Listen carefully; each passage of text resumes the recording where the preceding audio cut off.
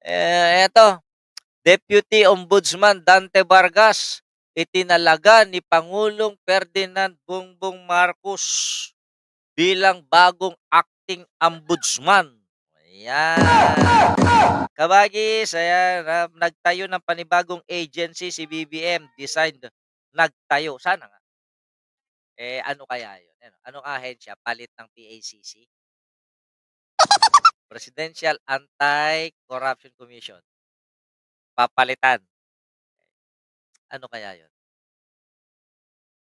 Pero gusto ko, talaga, ako, kailangan Juan Remulla Masgo sa akin.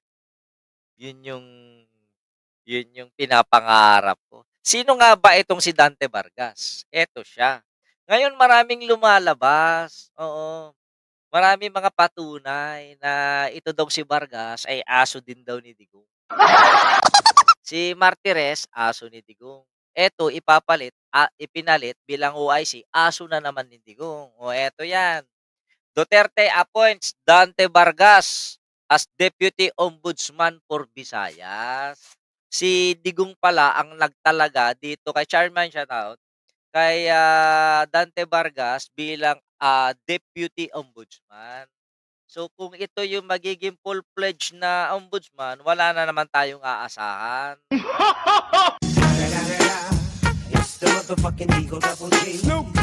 Bakit ang hilig-hilig ni BBM na ano, na iupo yung mga basura ni Digong?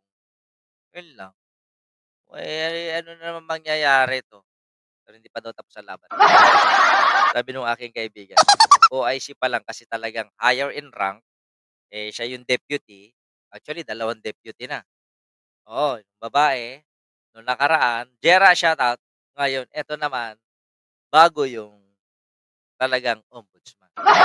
So I think, ano niya, I think 1 month bilang OIC.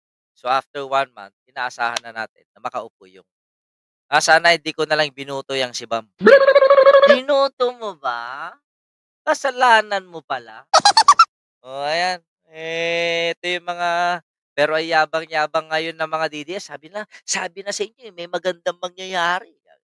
Pero 'pag tinanggal ni BBM 'yan at pinalitan, sisirain na naman nila si BBM. Si Pangilinan. Si Pangilinan pa, binoto mo pa.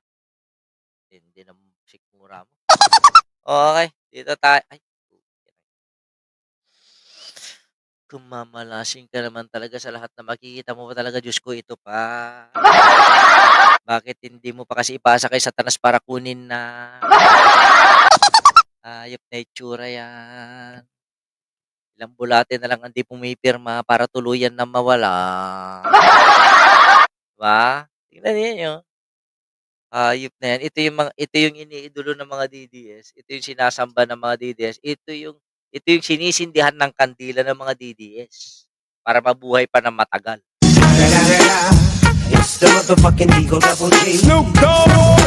Hindi na kayo naawa sa matanda, hirap na nga sa pagtawa, hirap na nga sa paghinga, tapos hindi niyo pa hayaan. Kung ako lang ang nasa ospital kahit hindi ko kaano-ano yan, tatanggalan ko na ng life support yan. Jet ski atay pinagamit kay Digong sa pagtakas, oo. Pagtakas sa sarili niyang ulirat, 'di ba Kapilings Vlogs, tawa ka ng tawa. Tawa ng tawa si Kapilings Vlog, Oh, dito na tayo.